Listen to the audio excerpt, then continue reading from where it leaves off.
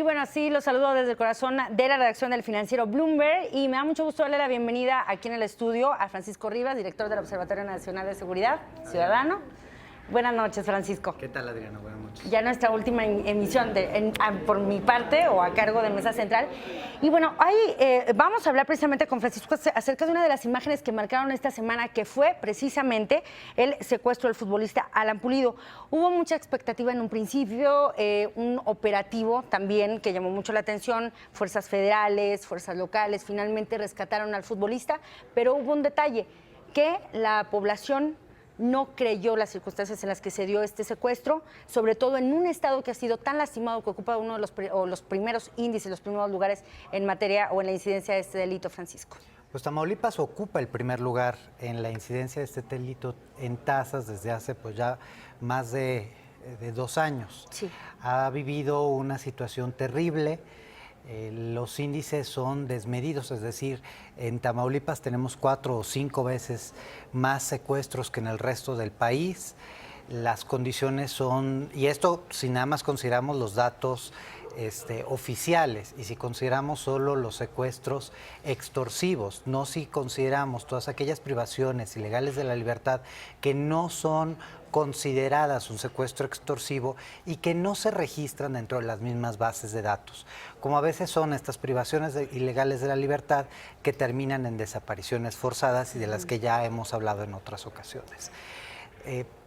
Este caso, más allá del caso en particular, me parece que puede ser analizado como ejemplo de lo que acontece alrededor del secuestro. Creo que hay como varias velocidades en materia de combate al secuestro en el país. Por un lado tenemos a la Federación, que ha venido haciendo un esfuerzo grande en tratar de coordinar el trabajo de las unidades, en llevarlas a niveles más o menos homólogos en términos de capacidades institucionales, de recursos, de posibilidad de reaccionar ante los delitos. Por otro lado vemos algunas unidades que de verdad se han puesto las pilas y que trabajan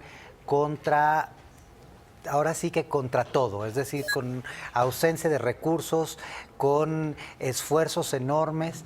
Hay otros estados en donde el gobernador, el procurador y por lo tanto luego el fiscal tienen una correlación, una consolidación de colaboración muy fuerte.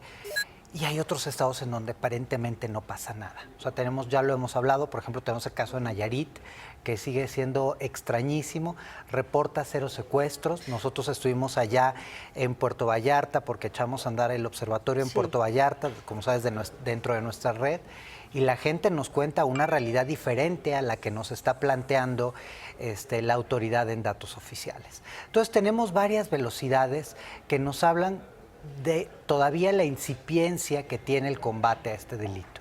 Y por otro lado también nos habla de estos elementos que debilitan la credibilidad de las instituciones. Yo siento mucho que los ciudadanos no crean en esta versión, porque para empezar, si Adrián se hubiera prestado a este evento, estaría cometiendo un delito grave, que es un autosecuestro y que es equiparable al delito de secuestro. Entonces estamos hablando de un delito extremadamente grave. Y la segunda es, antes de poner en tela de juicio, antes de considerar todo esto, deberíamos de pensar que es una víctima que vivió una situación terrible. Lo que estamos haciendo es revictimizar a una persona que pasó por un proceso y eventualmente, si la autoridad tiene elementos suficientes para considerar que hay un delito de autosecuestro, investigarlo adecuadamente. Pero pues a mí me parece muy desafortunado que los ciudadanos hayan respondido y que incluso opinionistas hayan respondido desvalorizando el esfuerzo que se está haciendo de parte de muchos de tratar de salvar las vidas de muchas personas.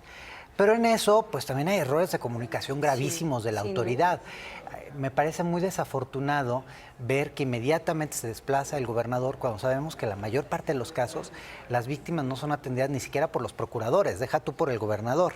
Entonces sí hace sí hace que los ciudadanos nos sentamos indignados y que digamos, bueno, a mí me acaba de pasar un secuestro y yo, pues a mí nadie me vino a visitar, o sea, es decir, si no soy un famoso, si no soy un futbolista, si no soy un artista, pues a mí, ¿quién me va a rescatar? Y cuando sea víctima, ¿cómo voy a poder acceder a una reparación del daño?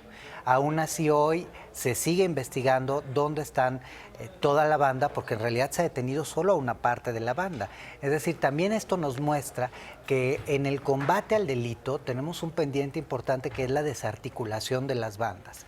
Hoy lo que ha sucedido alrededor de este fenómeno es que de las bandas se detienen a 2 o 3 integrantes, pero pues la banda no se sigue... a los líderes. No se atacan a todos, o sea, digamos, no solo a los líderes, sino a todos. Y una célula es como una célula cancerosa que tú dejas ahí, se empieza a reproducir y finalmente sigue cometiendo el delito. Las lecciones principales que deja el caso muy lamentable, ¿no?, de un secuestro más, que fue el caso de Pulido, ¿cuáles son las lecciones que deja en materia del tratamiento del combate a la seguridad por parte de los gobiernos? Pues yo creo que hay que mejorar también los temas de comunicación. Ya. Me parece indispensable que las unidades antisecuestro pasen a ser evaluadas ahora sí, no solo a través de cómo sube o cómo baja el delito, sino a través de sus capacidades para responder a este tipo de fenómenos.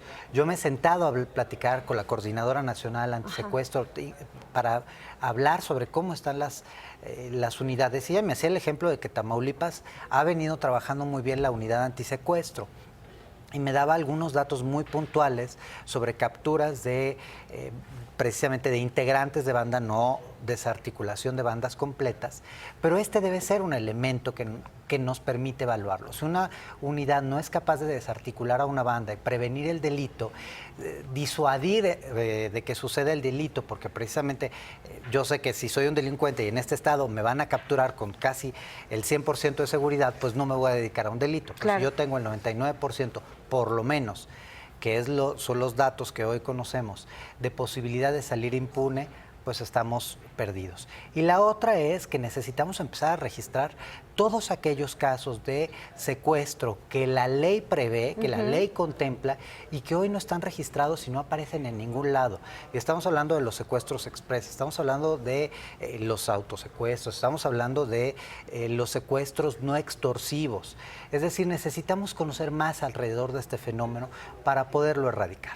Y así no caer, y como ocurrió en este caso lamentablemente Pulido, de repente en la trivialización de un caso tan grave y de delitos tan graves y tan sensibles como son los secuestros. Que afecta a la familia, no solo al individuo. Exactamente, Francisco, muchísimas gracias por haber estado con nosotros y gracias por todo este a tiempo ti compartido. Por este espacio, por esta oportunidad de compartir juntos. Gracias, enhorabuena y que sigas aquí, en el Financiero Televisión. Nosotros nos vamos a una pausa y ya volvemos con más.